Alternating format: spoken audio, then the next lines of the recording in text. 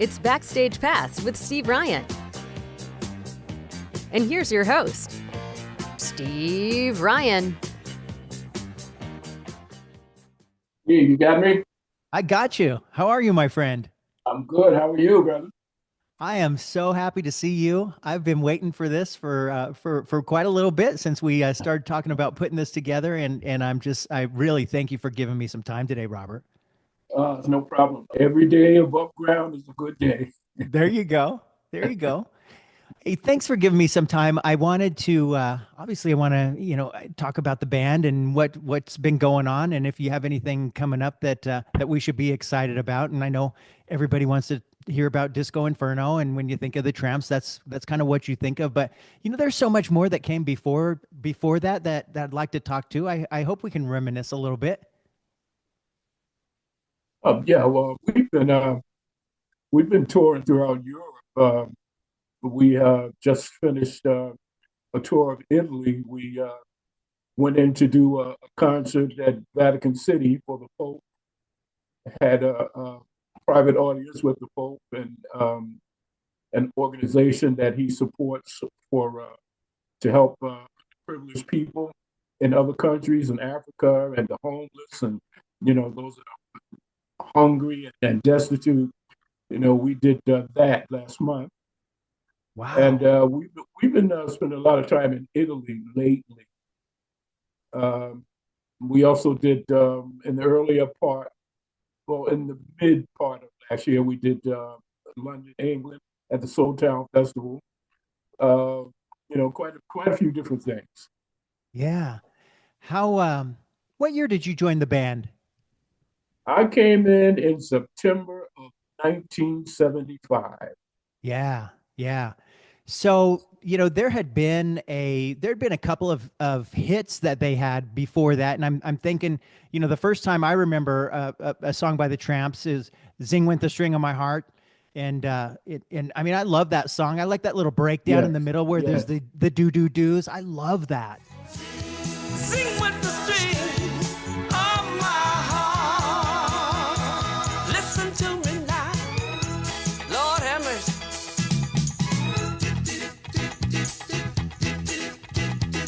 Sock it too. Honey bunny. It's all right. Ooh. That was a good song for them. That was one of the first songs that started bringing attention to the group. Yeah. Wasn't a large hit, but it's regional, during that time. And, that's when the group started getting attention and started building momentum. Yeah. Well, and then there was a song that I think this might have been just prior to when you came in, Where Do We Go From Here, which was as good as any Motown song that was being put out at that time. I mean, it holds right up there with those.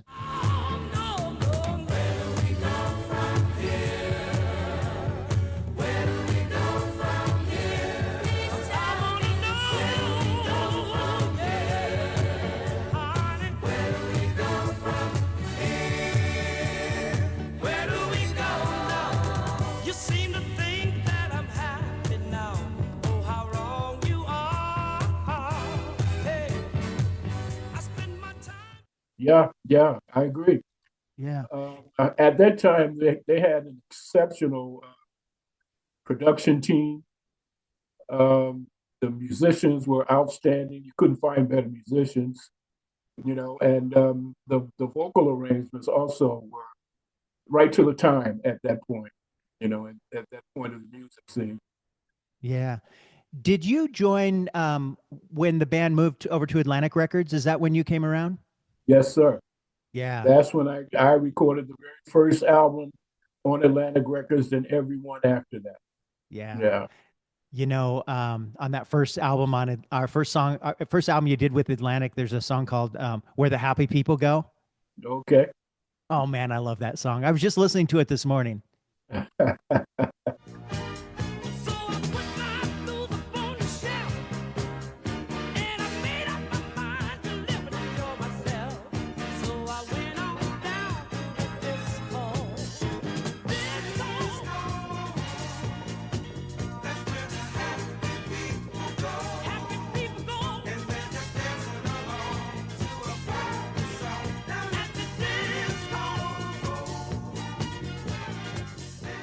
That was written by Ronnie Baker, one of the nicest guys you ever meet.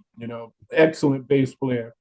Made you think of James Jamerson, if you have any, his style of playing. And later I found out that Jamerson was one of his idols. So, Yeah.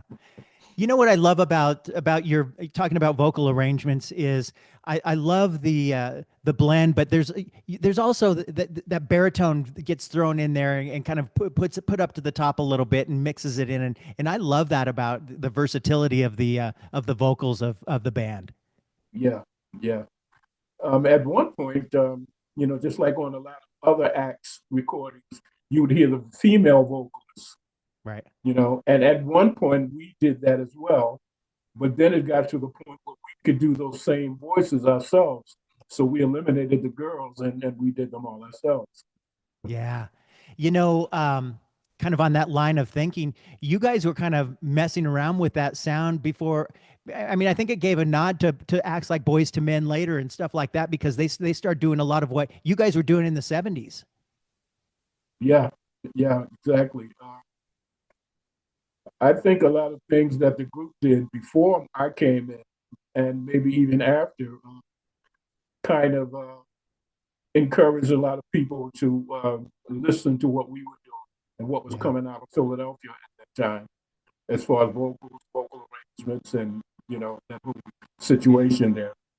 But yes, I do believe that it encouraged a lot of people in the business. Well, and I think Boys to Men were a Philly band as well, a Philly group. Exactly. Yeah. Exactly. What? How did you guys get Stevie Wonder to throw a harmonica solo on Soul Bones? Well, Earl Young, who was our bass singer, and he was also part of the production team, Baker Harris and Young, who produced all of the Atlantic albums. He toured with Stevie. He was Stevie's drummer on tour. His first tour when he went to Japan in the early '70s. He did that, and became friends with Stevie, and also Ron Kersey, who was a keyboardist in the group as well, and also a songwriter. He wrote Disco Inferno by him and Leroy Green, and he was a producer also. Spent a lot of time with Stevie out in LA. So whenever Stevie came into our area in Philadelphia, somebody from our camp would go and meet him. But we happened to be in LA when we recorded Soul Bones, and Stevie came in, and actually he asked if he could do it. Said, we're going to turn you down? No, sir. No way, no way. So he came in, laid it down, and it is what it is. Right on. So, people, you know what I'm talking about. We're gonna turn this mother out. Come on, everybody, yield to the feeling. We're gonna bring down the whole ceiling.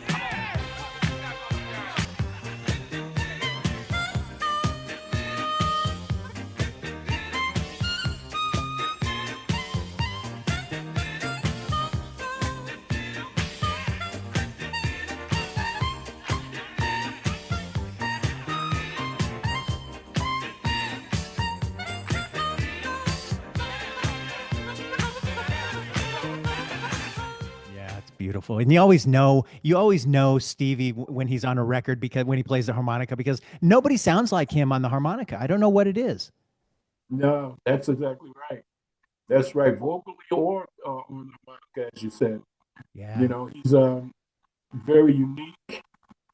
He's insightful. His imagination. The things he thinks musically, it's incredible.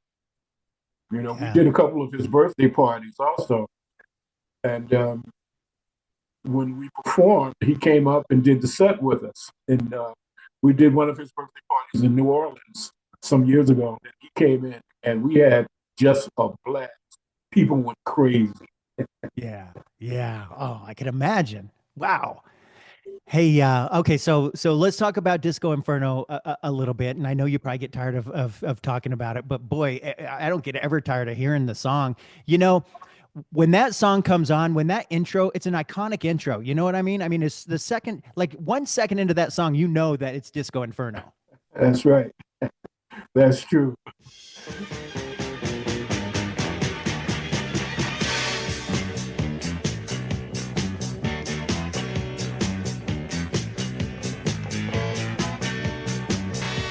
The heat was on, rising to the top. Everybody going strong. That is when my spark got hot. I heard somebody say, "Disco Inferno, burn that mother down." Disco Inferno, yeah, burn the mother down. Get it.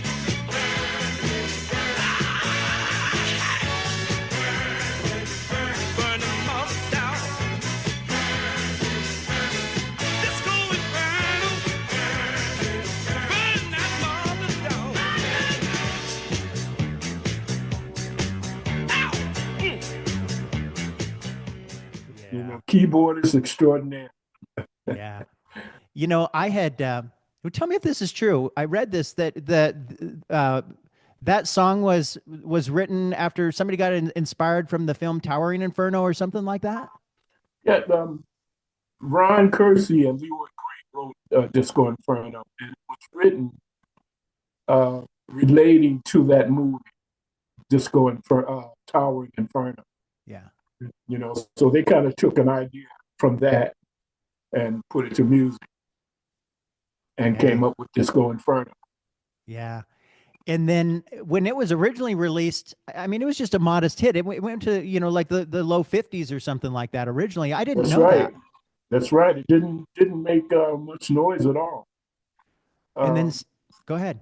it it went on the charts and it fell, and we didn't expect anything else to happen with it. And then for some reason there was another insurgence of it on the charts, and you know, we didn't really knew why that was happening. But once the movie came out, and the song just took off. It took off, and we said, "Wow, we're not going to complain about this." Yeah. I mean, Saturday Night Fever. Who would have thought? I mean, it just kind of took over out of nowhere.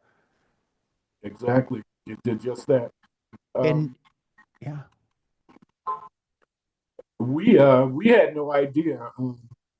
We were told that we had been asked to participate, to offer something to the soundtrack of the movie, and it was during a lunch meeting in L.A. with our attorney at that time. His name was David Steinberg, who's deceased now, and Bob Stigwood. So it was mentioned. He explained to David what he was doing, putting the soundtrack together, and David said, "Hey, what about my guys? You know, what do you Yeah. think about putting my guys on the soundtrack?" And who's your guy? The Tramps. He said, "Oh yeah, sure, why not?" You know, and that's how it happened. Wow. Yeah. I mean, and you know, Saturday Night Fever. I mean, obviously, you know, the Bee Gees played a big part of that, but I mean, there were some heavy hitters on there besides you guys. I mean, Yvonne Elliman and Casey and the Sunshine Band and Kool and the Gang and Travaris and I mean, wow, Yeah, what exactly. great company. Yeah, and we toured with everyone on there. Tavares, they're our brother group. You know, Yeah. those guys are fantastic. They're good guys, good friends. You know, and a good act. Yeah, I love them. You know, I think that the length of the album version, and I think it's the same version that's on the Saturday Night Fever soundtrack, is something like 11 minutes long, isn't it? Yeah, yeah. I don't know why they made it that well. You know, a lot of the disco records at that time were long like that. You Yeah. know, uh, and I'm just imagining that's why Disco Inferno was so long. You know, but I did a single myself um, before I became a tramp, and it's called "The Devil Made Me Do It." Going through, it must be voodoo. must be voodoo. There's a strange effect on me, and it just won't set me free. It must be magic, black magic. Oh, something's got control of my very, very soul.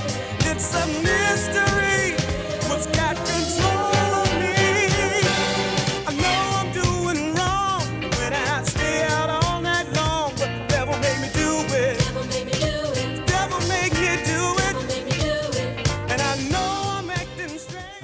On Golden Fleece Records, and the album, I got a 12-inch disc of that, and that was 10 minutes and 15 seconds or something like that, you know?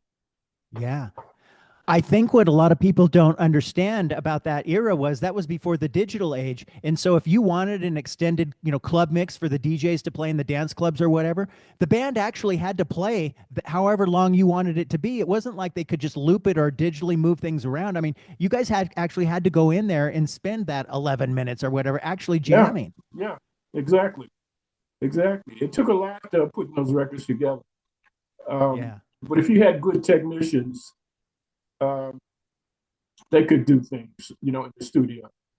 A lot of times we were given a break instead of repeating the same thing over and over, the same phrase or the same line. They would record it and then punch it wherever they needed it, or for as long as they wanted it to play. So a few times, not every time, but a few times we caught that break. Yeah. And then they just made a radio edit out of it and sent it off. And, because radio's not going to play an 11-minute song usually. Oh, no way. Yeah. No way. And they might even drop you if you ask them. It's true. And so what are the plans for the band this year in 2025? We're constructing another tour throughout Europe. We don't do very much work here in the States anymore. Wow, it's been a while. And when we do, it's places like Hard Rock Casino, Hard Rock Cafe, Atlantic City, Miami, different places like that, casino jobs. Yeah. We don't do too many clubs. We don't have very many club appearances here in the States. We do things like festivals. England is good for that. England is the festival country. Yeah. I mentioned earlier the Soul Town gig. That was a festival as well. We had like 20, 25 acts on one day, and it goes for the weekend, and you have, another 25 acts the next day, that kind of thing. That's the way it seems to be working out for the promoters and for the public nowadays. Yeah. Where can people go to follow you and make sure they know what you're doing, or if you're coming anywhere near them, anywhere in the world? You can go on our Tramp page. We have a Facebook page. Do you have a dedicated Trammps webpage, trammps.com or something? I'm sorry? Trammps.com? That's it. Yep. Okay. That's it. Yeah. Very good. Anything you want to know or find out, go to that page, and it'll direct you from there. Yeah. Well, man, Robert, it's been so nice talking to you. I promise I wouldn't keep you too long, but it's so great catching up. I do follow your webpage and check it and see what's happening. So I'm gonna keep an eye on that. And if I see something big coming up, would you mind if I dropped you a line and maybe we could just get together and talk about whatever you got coming up? Listen, please do. It's no problem whatsoever, and I'd love to hear from you. I'll do it, my friend. Thank you so much. Good health. You're welcome. Have a great 2025, and let's talk again soon. Thank you much, and you too. All right, my Take friend. care. All right, Take you care. too. God bless. For questions or comments, email Steve at steveryan.songoftheday@gmail.com.